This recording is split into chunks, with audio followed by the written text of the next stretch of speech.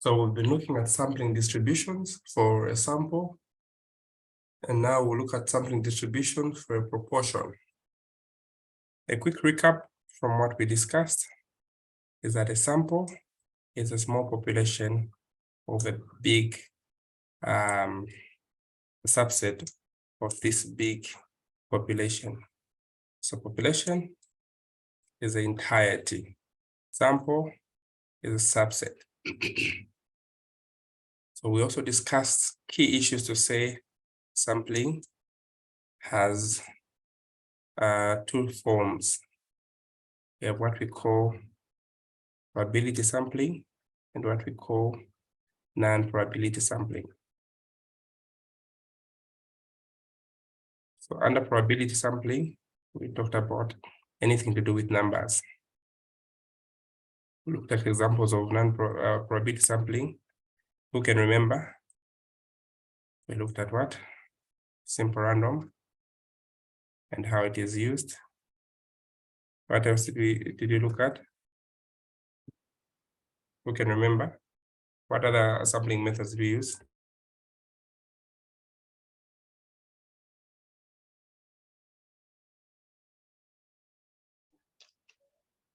Cluster sampling.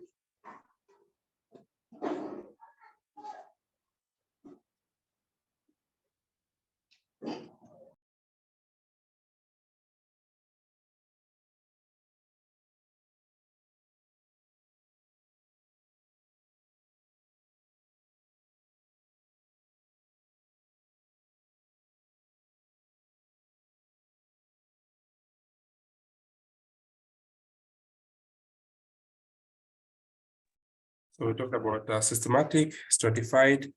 What else?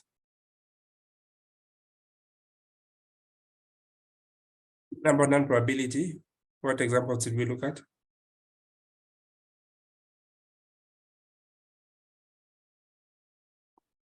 Quickly, we're doing a recap in 15 minutes of what we learned. We said sampling. This is the sampling distribution. So we said a sample is a subset of an entire population. So the process of counting everything in this population is called what? A census. A subset of a population is called a sample. And we also discussed the different types of samples. So we're trying to enlist the types of samples that we looked at. So we're doing a quick, can you remember? Cluster is, I'm thinking clusters. I don't know if I'm correct. Yes, cluster sampling is under what?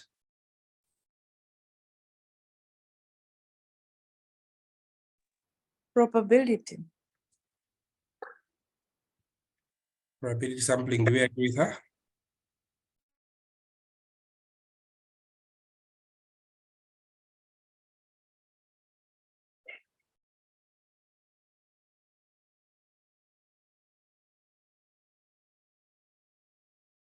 Okay.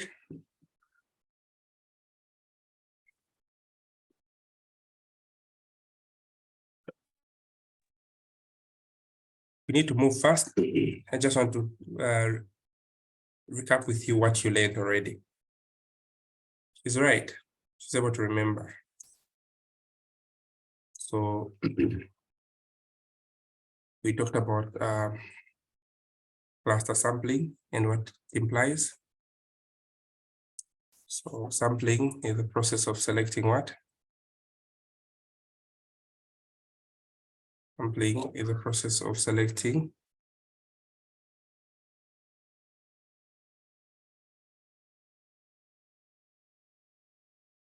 a subset of individual observations from the larger population. So we have probability and non-probability sampling.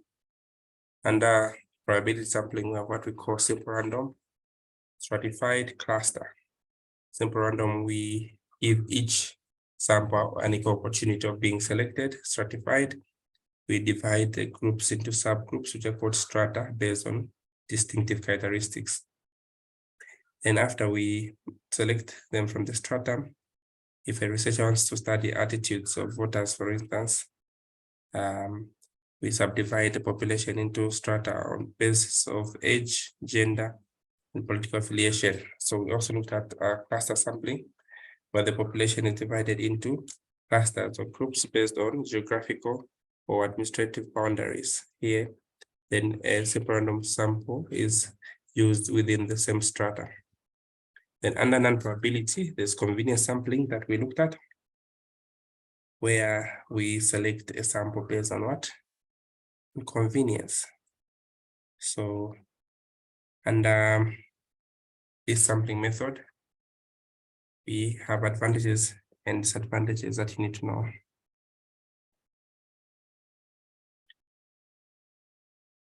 What are the advantages and disadvantages? So we mentioned to say convenience sampling,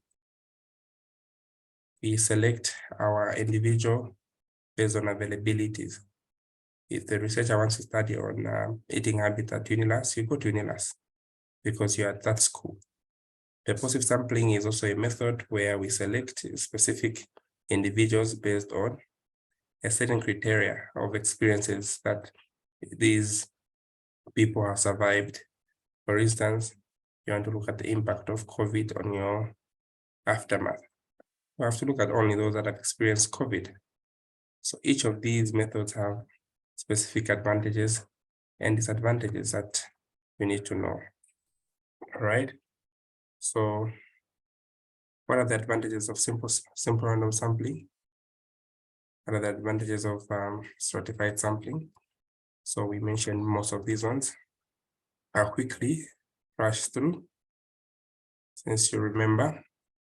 So, and simple random sampling, the advantage is easy to understand. It ensures that each individual of the population has an equal chance. Disadvantage is that it's not feasible if a population is very big and there's a chance of getting an representative sample because you're using simple random. Suppose all of them you pick, I'll never experience that COVID. All right, and stratified sampling is very advantageous in the following way. It ensures the sample is representative in diversity. For instance, you're picking top, middle, and low management. So you pick the stratum on all spheres.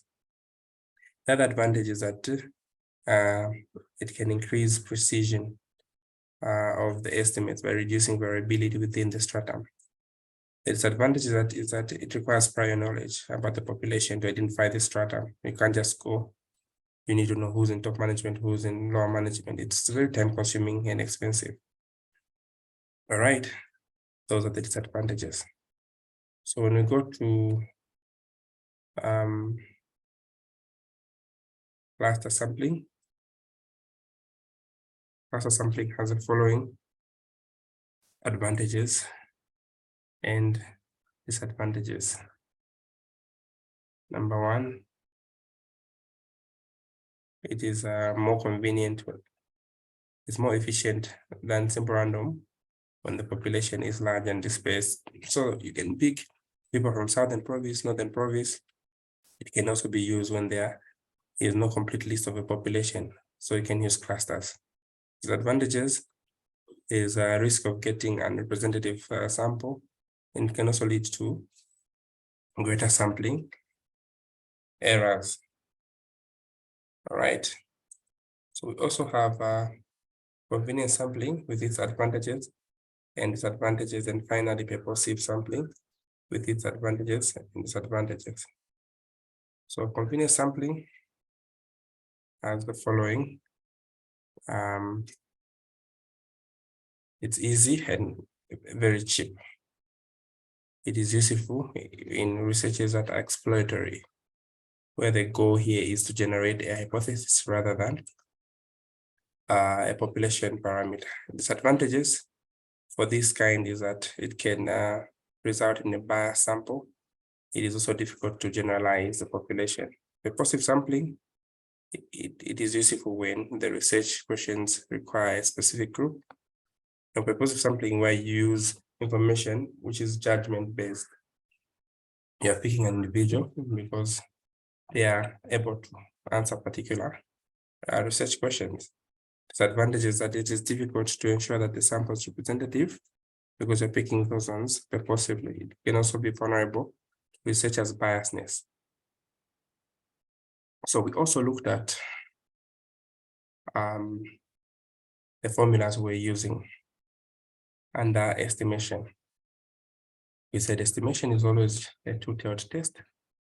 So we said for us to be in a correct estimate, we have confidence interval, which is given by the mean plus minus Z standard deviation over square root of n, which is the standard error. So mean plus minus Z, then standard error. Also looked at estimation in terms of populations. It is simply given by P plus minus Z PQ over capital N. Proportion sometimes we're not given. It's simply the sample space over capital N, small population over the big N. We also learned a song. Who remember the song? Over 4 confidence levels. I do. So take us through the song. We have 4 confidence levels that we need to master. 99, 99, 95, 98, 95, and also 90. The significance level is the difference from 100. We have what? 1%. 1, Mhm. 2, 5, 10. Then alpha is when you divide the significance levels by 100, which we have 0.1, 0.02, 0.05, 0.10. Then we learned how to read using the Z table to find the Z values. For 99%, what is the Z? 2.58,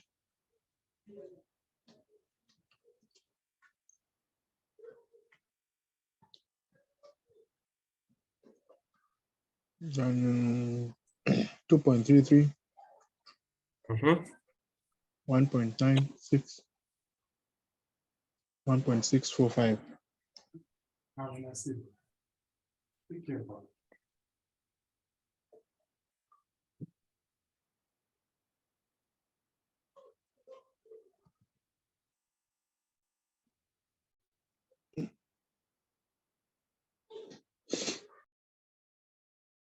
So this is on the assumption that we're using a double-tailed test.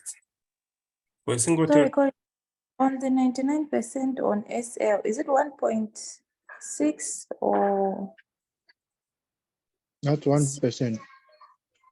that's 1%? Okay, all right. Apologies, I think when you were teaching this class, I think that particular day I was not available. okay. So Mhm. we also learned how, if you haven't memorized the song, how do we know that this is 1.96? We said you use a formula. We say 1 minus what? Alpha over 2. All right, so if you're using 95%, for instance, how did we get there? 1.96. So we know that the alpha here is what? 0.05. So what we do is 1 minus 0.05 divided by 2. This will be 1 minus 0.025. This will give us 0.975.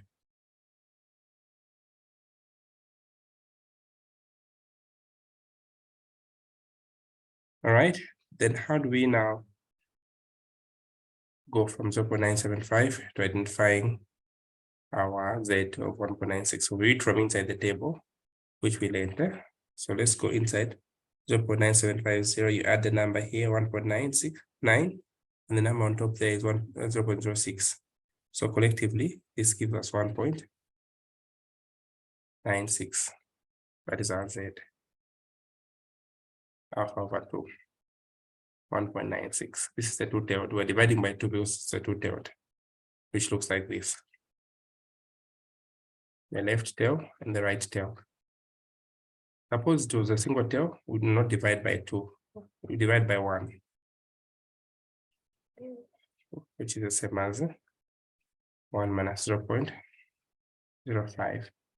We get 0.9500. So we check for this one inside the table. The single-tailed test for 95%. So when we go to the table here, 95%, 0.95, you discover that it is close to either of these two, 0.9495 or 0.9505. The question is which one is close? This one is below by 5%, this one is above by 5%. So that's why we say 1.645 because of the 0.005 packet up.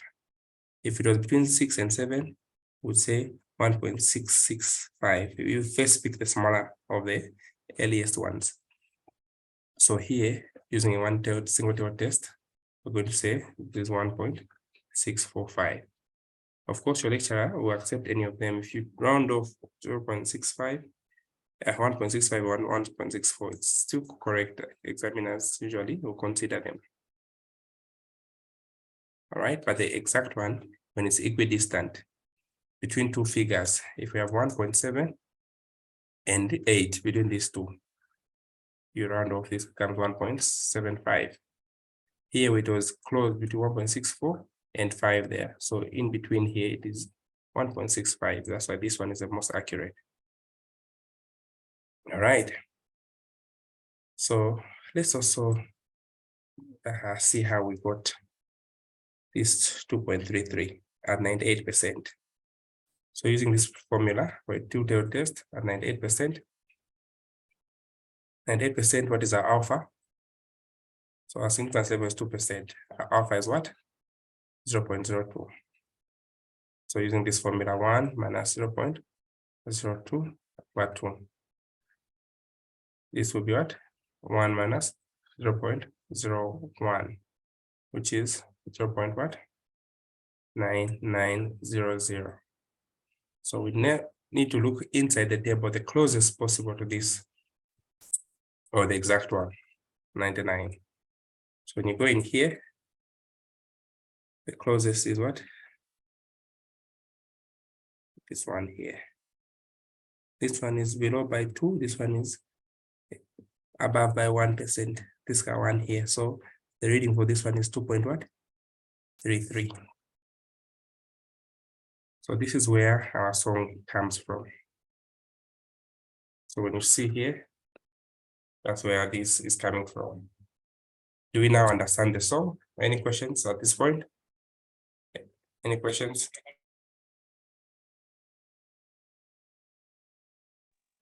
So the CLSL up to the whole table, this is given. We need to know this song as you were saying, isn't it? Yes, you need to know this song, like I said. So, of course, if you don't know the song, either way, you need to know how to compute these figures. That is my cry. Such that if you're given any percentage, which is outside this one, for instance, 97%, can we do it together? How do we read the 97%?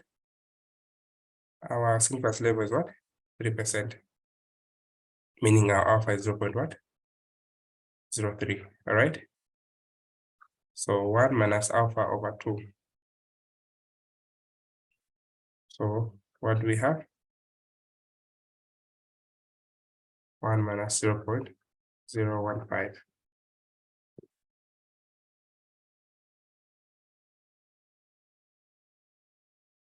So we get 0.9850. So let's look at 9850 in the table. Help me find 9850.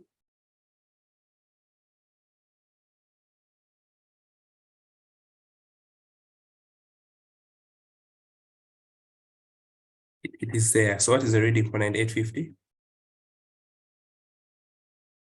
2.17. So you code 2.1 and 0.07. So 2.17.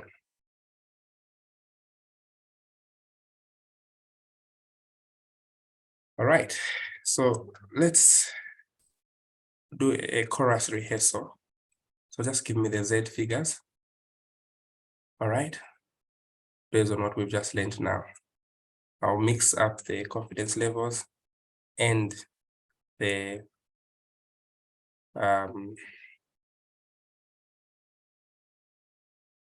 alpha levels.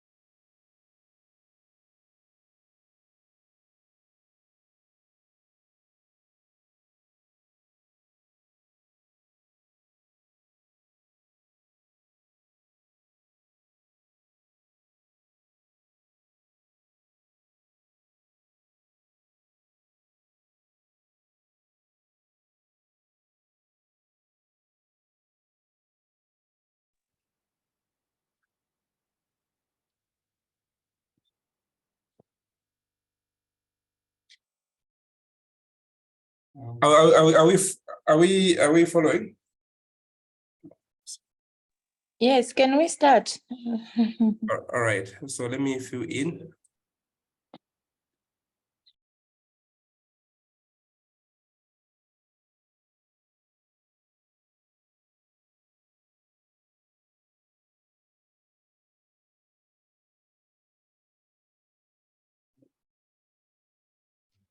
So give me the Z.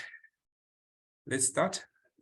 So our number 90, 1, 2, 3, 4, 5, 6, 7, 8, 9, 10, 11, 12. Okay. So 1 will be what? 98%. The Z only. 2.33. 2.33, correct? 2.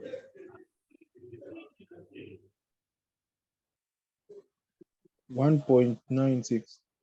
1.96, correct? Box 3.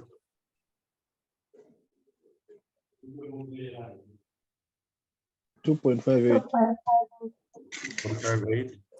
Box 4. 1.65. 1.65. 1.65, correct? Box 5. 2.33. 2.33. 2.33. Box 6. 1.645. 1.645. Box 7. 1.96. Try again. Box 7.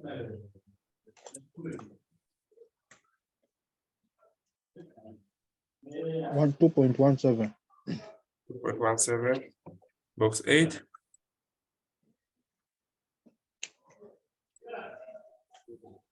1.966. Oh, 1.964. There's no figure like that. 1.645. 1.645. Box 9.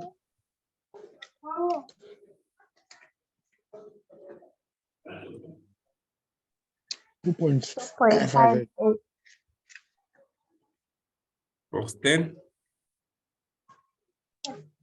1.645. Box 10. Try again. 1.96. Box 11.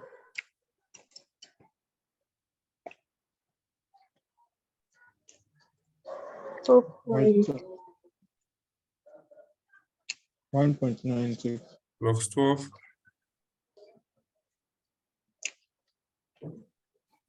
2.433. Correct. So this song is very helpful because it helps you avoid the table. Right, so confidence interval is a range of figures between the lower bound and the upper bound. For instance, 20, 30. So the mean is simply the sum of the lower bound plus the upper bound divided by 2. For instance, 30 plus 20 there divided by 2, which is what? 25, like the midpoint. The error is the difference between the upper bound and the lower bound divided by what? 2. So in this case, we have 30 minus 20 divided by 2. So this is 10 over 2, which is 5, plus minus 5. So this means if we had our mean, confidence interval is mean plus minus error. So our mean is what? 25 plus minus 5. So if you're getting the lower bound, 25 minus 5 is 20. 25 plus 5 is 30. This is what we call our confidence interval. How do we get this mean? We add the lower bound plus the upper bound divided by 2, which is 50 divided by 2. How do we get plus minus 5? We subtract 20 minus 30 or 30 minus 20, either way. We get plus minus what? 5. That is how we find the error. Error comes in the word within. It is the level of precision. So the sample size formula is therefore found using these two formulas, a proportion and a sample. So we may be asked to find a sample given our error is 4. Our level of significance will be 10%, and maybe our standard deviation is 8. How do we find the sample size? N is equal to Z squared, S squared, E squared. Well, Z here is what? 1.645, which is coming from the sum. Our standard deviation is what? 8 squared, and our error is what? 4 squared. So how do we know they're asking for a sample? They will ask you succinctly what sample size is required to get what? So this is 10.8. Sometimes they'll ask you what sample size is required to be within plus minus what? 2%. Or let me use plus minus what? 5, given an alpha of 0.05 and a variance of 16. So sample size N is equal to what? Z squared, S squared over E squared. So our Z is 1.96 coming from 0.05. Our variance is 16. We don't square it because it's already variance. So 1.96 squared times 16 divided by 5. We get what? 12.29. That is how we find the sample size. So variance, when you square root it, it's standard deviation. So if you didn't want to put this, you square root this to get 4, then you put 4 squared there. The same thing, it goes back to the same thing. They'll ask you to find sample size sometimes when you're given what? A proportion of 10% and confidence level of 98% to be within level of precision 2%. So here we use the formula for example, Z squared PQ over E squared. Our Z from 98% is 2.33. Our P is 10%, so 0.10. Q is the difference from 100. If we have P, which is 10%, our Q should be 90%. Since our level of precision is in percentage form, we also divide by 100. So 2.33 squared times that. So we're going to get our 1,221.5. That is our sample size to use. It also follows when you're deciding to calculate the confidence interval. Confidence interval is simply mean plus minus Z, standard deviation over square root of n. So to be given the mean, maybe it's a 10. Our alpha is 0.05. Our standard deviation maybe is 12, and our sample size is 36. So using this formula on top, our mean is 10, our Z is 1.96, our standard deviation is 12 over square root of n 36. So when you complete this one here, 12 over 6 is 2, right? So we're going to have 2 times 1.96 is 3.92. So we can start by subtracting, which is 6.08, and add, which is 13.92. That's how we find the confidence interval. Now, sometimes we'll be given a confidence interval, maybe at 8%. We are told that our confidence interval at 98% is what? Maybe 10 to 40. And our sample size is 100.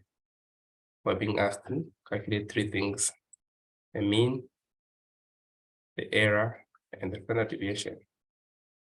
How do we find the mean? You remember, lower bound, that's upper bound, divided by 2. So 10 plus 40 over 2, which is 50 over 2 to get 25. Then how do we find our error? Upper bound minus lower bound divided by 2. So 40 minus 10 over 2. So this will be 30 over 2, which is what? Plus minus 15. Then how do we find the standard deviation? We know that our n is Z squared, A squared over E squared. We're given our n as what? 100. Our Z, since 98% is 2.33. Our standard deviation we don't know, but our error we've just calculated is 15. When you cross multiply, 15 squared is 225 times 100 is 22,500. It's equal to 2.33 squared times S squared. So to find out S squared, we just divide this one into 22,500. It will give you 4,144.59. But we're interested in the standard deviation. We square root the standard deviation in all cases to get, we always square root the variance to get the standard deviation. So 64 becomes our standard deviation. All right. So are we moving together? Any questions so far?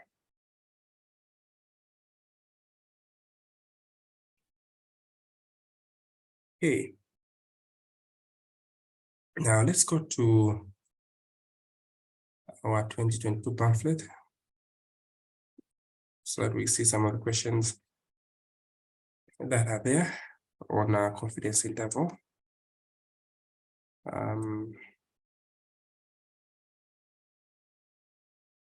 Those who got the question and answer booklet, you go to question to do with the oral course. So this one here. It's a 117-page answer booklet. So we're given this question here. We'll just copy it so that we solve it together. So we're told that on the basis of the results obtained from 100 women in Procoso, the 95% confidence interval is given by what? The following: 177.22, and the upper bound is what? 179.18.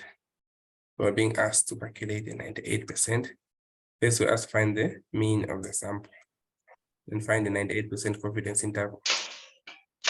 So who can help us find how to find the mean?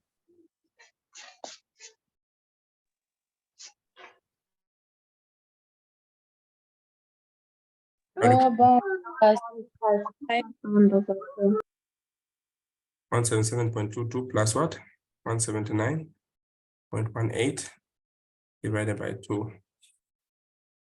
So it's lower bound plus upper bound divided by 2. So we get what? 178.2. The error is the difference between the 177.22 minus 179.18 divided by 2. We get plus minus what? 0.98. So we're asked to find the 98% what? Confidence interval, but we don't have a standard deviation. So how do we find standard deviation? You know, n is equal to what? Z squared, S squared over E squared. So how many women are these ones? 100 women. So we go and substitute 100 is equal to, firstly at 95%, what was our Z? 1.96 squared over the error, which is 0.98. So when we apply that by, when you square this part, is 0.9604. Then you apply it by 100, you cross multiply. So we're going to have 96.04. And on the other hand, we're going to have what? 1.96 squared times S squared. So we divide both sides by 1.96 squared, 1.96 squared. Cancel. So when you divide that, we're going to get our S squared as 25. So if our S squared is 25, it means our standard deviation is the square root of what? S squared. So square root of 25 is 5. Now find a 98% confidence interval. 8% confidence interval, mean plus minus Z standard deviation over square root of n. So our mean we calculated was what? 178.2. At 98%, what is our Z? 2.33. Our standard deviation is 5, and our n is what? 100. So 5 over square root of 100 is a standard error. So 10 in there, this will giving us 0.5. So 0.5 times 2.33, we get 1.16. So here we're going to have 178.2 plus or minus 1.165. Then you subtract to find the lower bound and add to get the upper bound. So when you go through the pamphlet, it will show you everything here. When you find our standard deviation as 5, then you conduct a 98% confidence interval, which will give you 177.03 and 179.36. So that is how we do the confidence interval.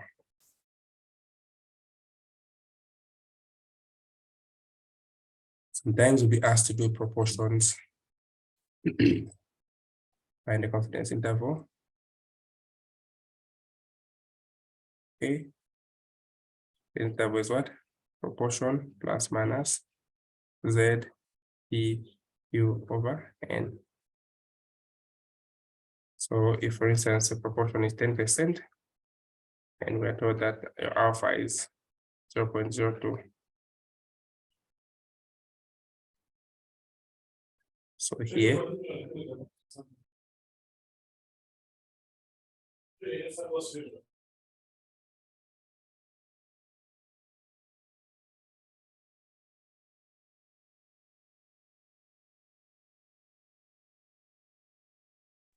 so our proportion here is what? 10%. And the Z 0.02 is what? 2.33. So if P is 10%, the Q should be what? The remainder from 100%, which is 90%. So you're going to have 0.10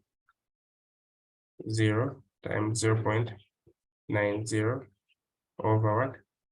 Our N. So here we're given N maybe as 100. Put 100. So you compute that part. So 2.33. Here we have 0.1 times 0.9 divided by 100, and square root the answer. This will be 0.03 times 2.33. Where the 2.33 coming from? Our alpha, which is 0.02. So here we're going to have 0.0699. So as usual, you subtract the lower bound, which is 0.0301, and you add, which is 0.1699. So these intervals are as good as what? 3.01% and 16.99%. This is when we're dealing with proportions. Sometimes the proportions do not give you what? A proportion, they just give you two sample sizes. 30 out of 50 people, like ZNBC, conduct a 90% confidence interval. So we know that it's proportion over Z PQ over capital N. So we divide, to find proportion, remember we say the sample over the capital N. So 30 over 50. What is our proportion? 0.6. And the Q is 1 minus P. So it's 0.4. Here we're going to have proportion 0.6 plus minus, it is 90% confidence interval from our song 1.645. So our song is very important all the way. And here there are two ends. Which end do we pick? The big N. So 0.6 times 0.4 divided by 50. Then you square root that answer. We get 0. This part will give you 0.069. Multiply by 1.645. It will give you 0.6 plus minus 0.1139. So we subtract 0.6 minus 0.1139. You get 0.4861. When you add, you always start by subtracting first, then you add. This is 0.7139. So if you're using percentages, the proportion is between 48.61% and 70 what? Just multiplying by 100, so it's 1.39%. So this is how we find the confidence interval. This is how we find the confidence interval. Sometimes when your sample size is less than 30, we use what we call a t-distribution. Most of the people have a problem with reading the t-table. The t-table, first find the significance level. Half of the significance level is a 2 delta. Then the degree of freedom for one sample is n minus 1. So for instance, at 5%, and the sample size is what? Is 10. So what do you do? We divide this by 2, is 2.5%. Then n minus 1 is 9. So we go check from our tables. So the T table has a title. So this is the table. Let's go to our T table. This is a T distribution table. So it said 5%, half of 5% is 2.5. And the 10 minus 1 is 9. 9. So what is the reading there? 2.26. So 2262. Which is 2.262. Let's try again. Suppose we're given a confidence sample size of 16, and we are given a confidence level of 90%. 90%. So here n minus 1 is 15. Then our significance level here is what?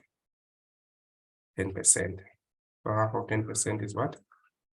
5%.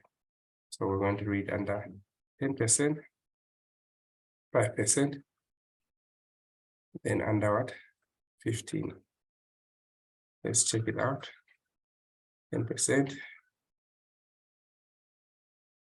5%, under 16. So 1746. This will be 1.746. So do you read under 16 or you read under 15? Under 15, n minus 1.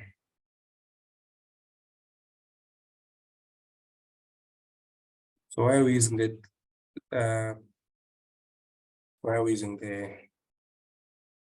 the T table?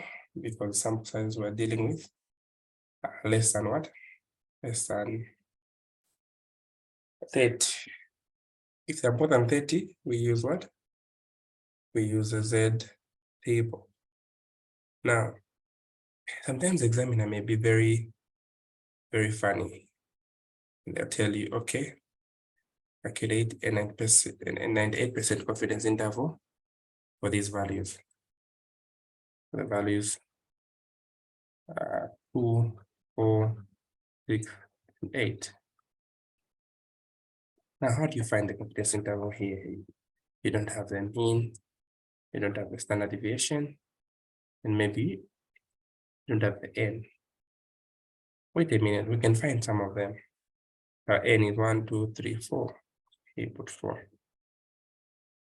Our mean can be calculated using our lesson 1.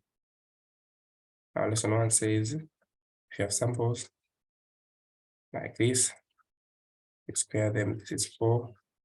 This is what? 16. This is 36. And this 64. All right. And you can calculate by finding the summation of x squared. So here we have 2 plus 4 plus 6 plus 8. So when you sum them up, so we have 20 here. Sum them up, we have 120 there. Okay, so the mean is simply summation of x over n. So 20 divided by 4 is 5. So we found the mean. Okay, standard deviation is found by summation of x squared.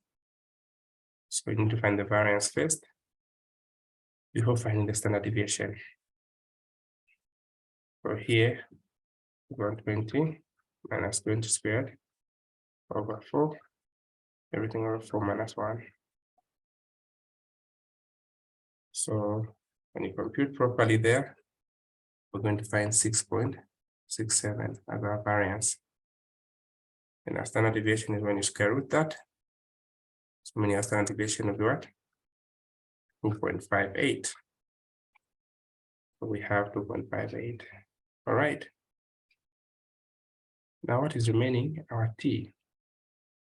Now T at 98%. Remember the steps. Step 1, level of significance, 2%. Then half it, 1%. Then n minus 1. 4 minus 1 is 3. So let's go and check from the table. 2%, 1% under 3, which is 45, 41.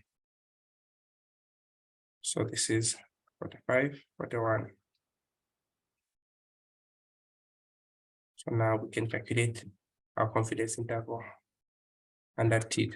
The same formula, but just reading that. So mean plus minus T standard deviation over square root of n. All right. So what was our standard deviation?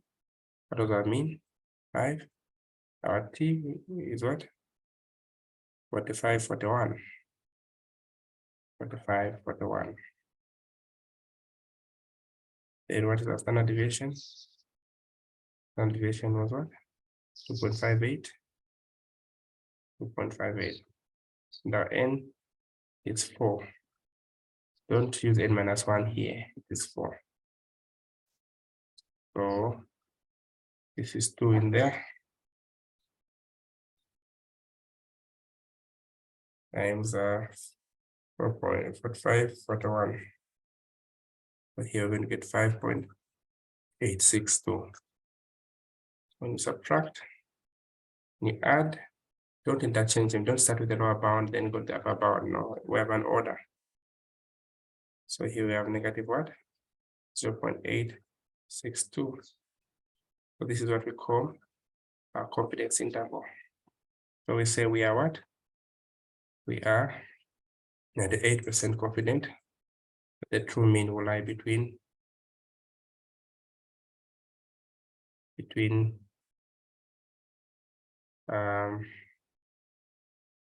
negative 0.862 and what? 10.862. That is our confidence interval. All right.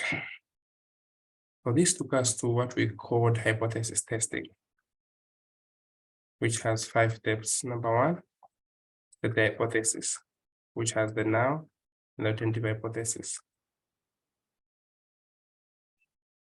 Number 2, the level of significance. Number 3, the decision rule. Number 4, the test statistic, which is simply the Z. Z is equal to what?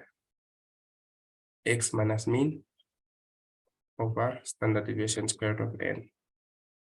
And finally, number 5, the decision. So hypothesis testing is mainly a procedure we use to test assumptions.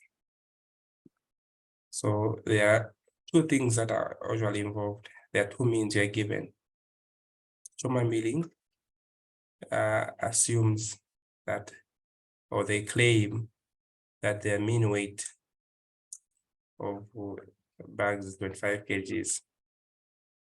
So we sampled about 49 of their bags and actually found that they were weighing 21 kgs with a standard deviation of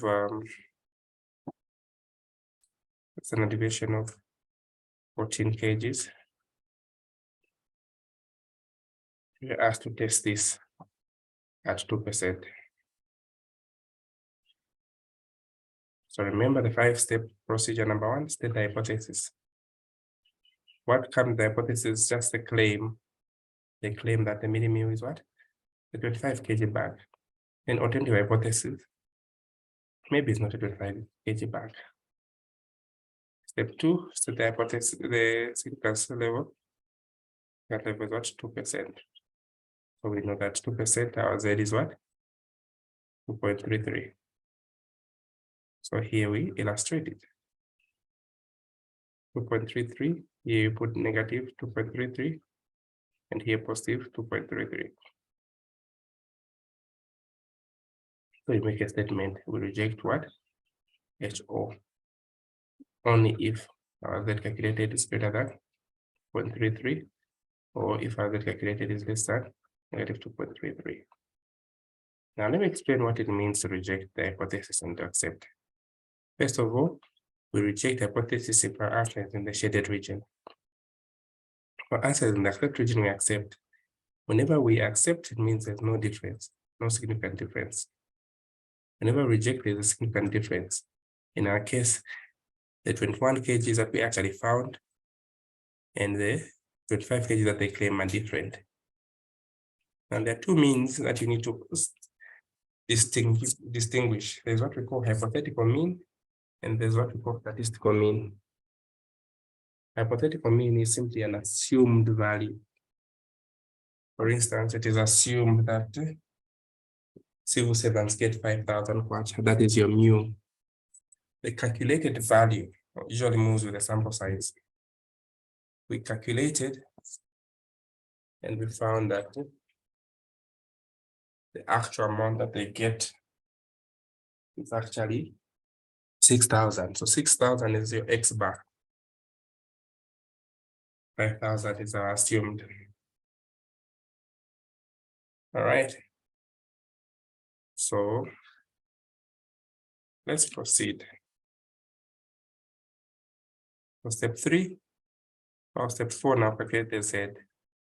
Z calculated is X bar minus mu over standard deviation.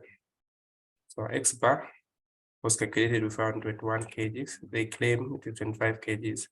Standard deviation is 14 over square root of n. How many were there? 49 bags. 21 minus 25. What we get? Negative what? 4.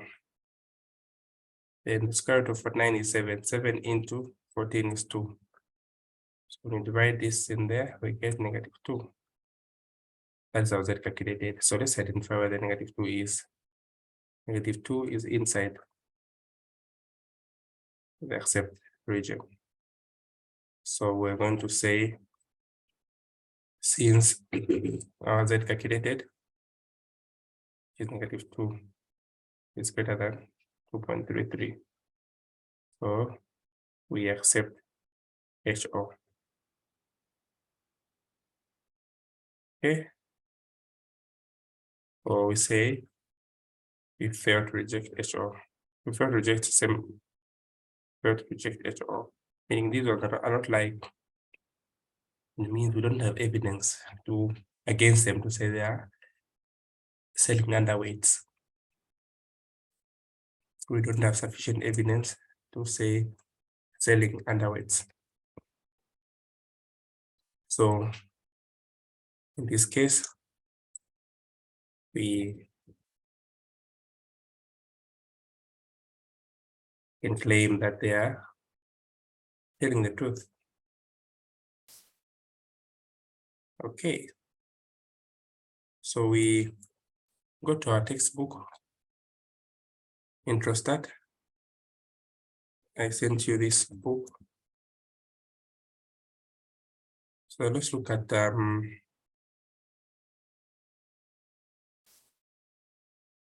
farmer who has sold some fertilizers. This is a very good book. A farmer.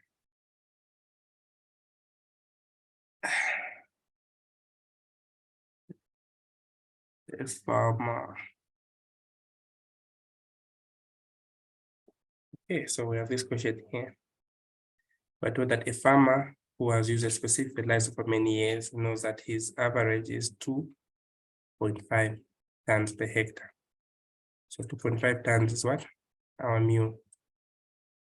So with the standard deviation 0.58 standard deviation. The fertilizer is discontinued and he has to use a new brand. He suspects the new brand may alter the yield, but he has no idea whether it will increase or decrease. So we're going to use equal to or not equal to.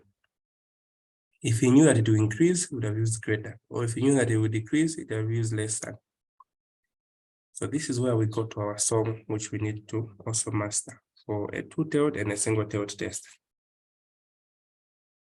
So we have been laboring so hard to explain these key concepts, especially on the table.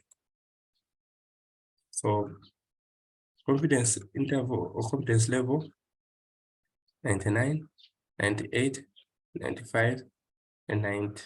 So if we're dealing with a single-tailed test or a double-tailed test, the signs are what? Equal to or not equal to.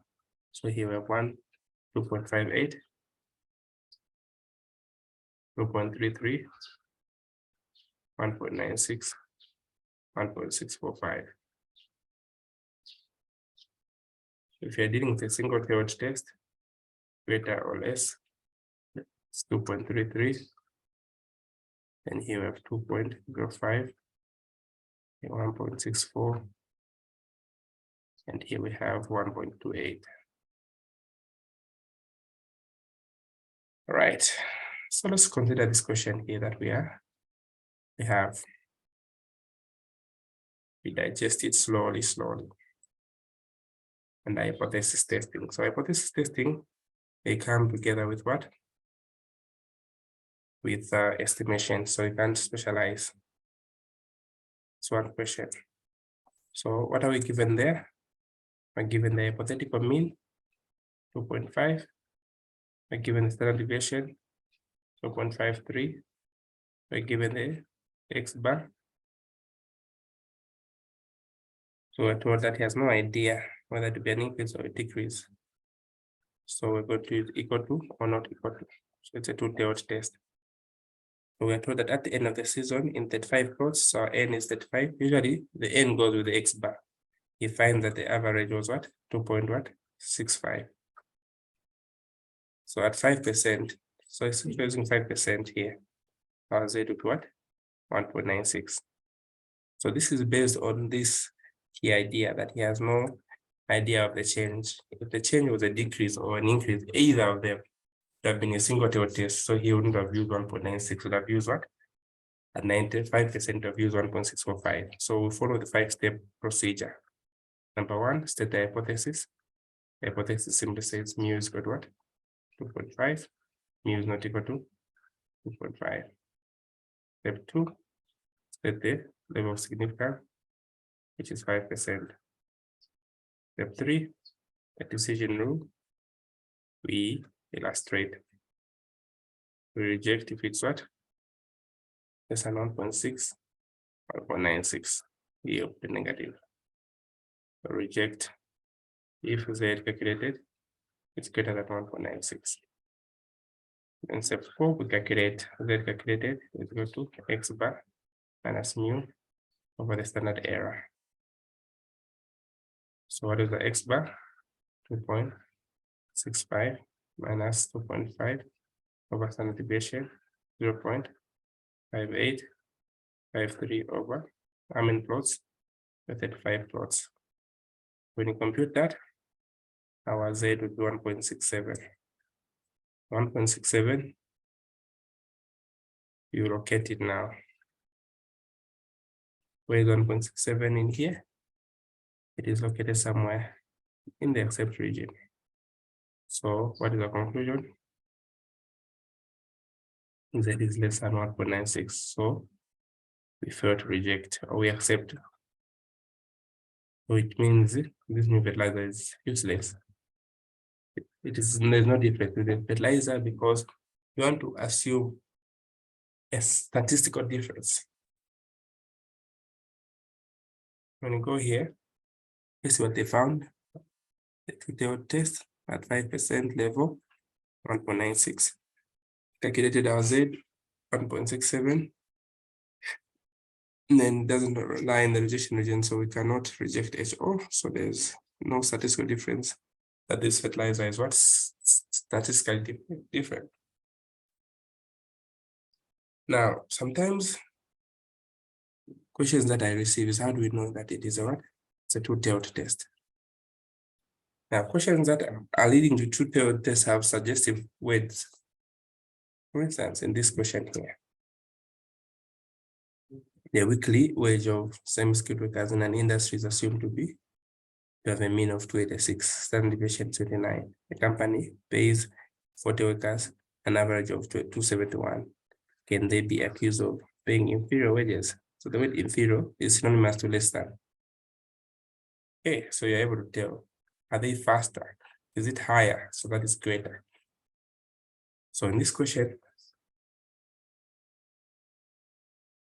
we identify what has been given. So what has been given in here?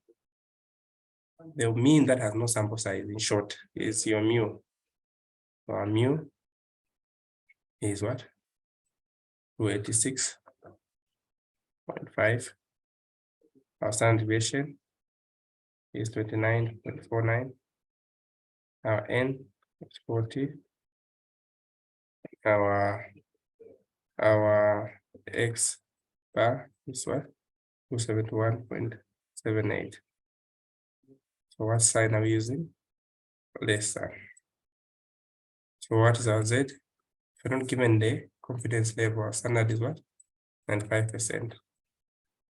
So instead of using 1.96 we're going to use what? 1.645. So we're going to start our procedure. Mu is got what? 286.5. And mu is what? Less than 286.5. Step 1. Step 2. Level of significance is what? 5%. Step 3, the single tailed, so we're going to look at it from the left side, from negative side. Look at 1.645. We can say reject HO if what? Z calculated is less than negative 1.645. And you calculate now Z. Z calculated is x bar minus mu over standard deviation square root of n. If you compute your Z properly, you're going to get negative 3.16, which is somewhere in the rejection region. So what is our conclusion? Reject HO. And what does it mean? Yes, the statistical difference, they are paying inferior wages. So you can sue them. So just to be clear, if there's no significance level that's given, it's always at 5%. Yes, it's always at 5%, precisely.